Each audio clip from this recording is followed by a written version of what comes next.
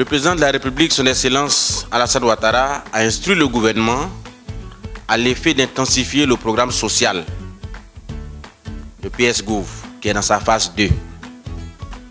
Mais surtout, de le transcrire en bénéfices concrets dans la vie du citoyen. Mais comment l'État peut servir quelqu'un qu'il ne connaît pas? Après cette rencontre, il va avoir maintenant des activités de sensibilisation pour que vous, qui êtes nos guides, vous qui nous donnez des conseils, vous qui célébrez nos mariages, vous qui nous donnez la bénédiction lors de la naissance, en même temps vous puissiez dire, il faut aller faire son papier. Est-ce que tu as fait le papier? Non, il est à tout de suite.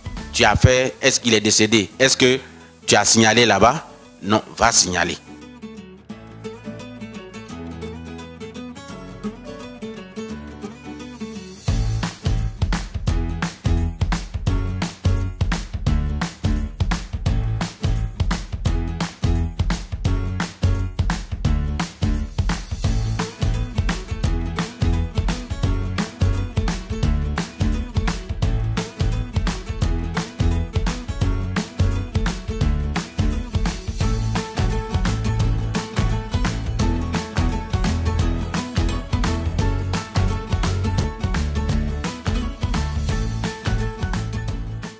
Cette rencontre vraiment s'inscrit dans notre grande campagne de sensibilisation.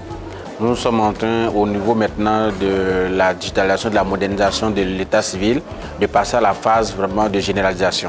Notamment l'entrée en scène des points de collecte communautaires, des points de collecte sanitaires et les points de collecte communautaires qui nous permettent de nous rapprocher au maximum des populations. C'est-à-dire quand quelqu'un doit peut-être parcourir 10 km pour arriver à la sous-préfecture pour déclarer un fait d'état civil, vous voyez que ça n'encourage pas quand on sait qu'il y a aussi des dépenses qui sont liées à cela. Il faudrait que tous les corps sociaux s'imprègnent de cette modernisation de l'état civil, mais surtout qu'ils nous servent de relais vers les populations.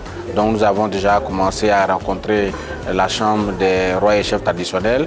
Aujourd'hui, nous avons eu l'honneur de partager la journée avec les guides religieux, principalement les guides religieux musulmans, et nous allons continuer avec tous les acteurs, mais c'est surtout pour que eux, qui sont les premières personnes qui nous côtoient tous les jours dans le quotidien, puissent eux-mêmes être outillés et imprégnés de ces nouvelles dispositions pour qu'ils puissent être le relais de l'ONESI auprès des populations, mais surtout pour que l'objectif final qui nous a été assigné par le gouvernement soit atteint, c'est-à-dire que plus aucune personne, particulièrement plus aucun enfant, ne reste sans extrait date de naissance. L'ONESI nous a édifié, nous a éclairé de l'importance de déclarer ses naissances.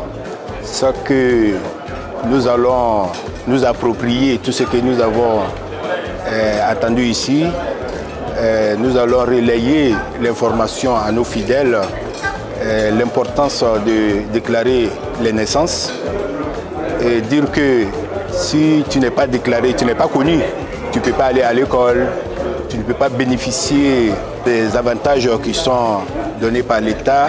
Vraiment, je trouve cette initiative la bienvenue parce qu'il y avait beaucoup de confusion. On avait plein de questions.